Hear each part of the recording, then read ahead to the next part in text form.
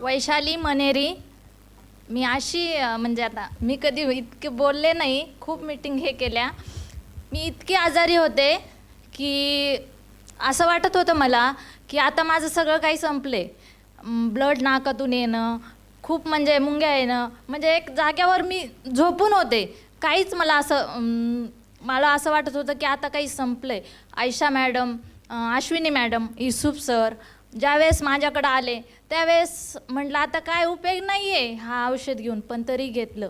3 महिन्याच्या नंतर 3 महिने कंटिन्यू घेतलं मी. माझं सगळं ब्लड येणं, डोक्यात मुंग्या येणं, सगळं माझे रिपोर्ट. आणि मला पहिला आजार कुठला होता, ब्लड कॅन्सर म्हणून सांगितला होता सुरुवातीला.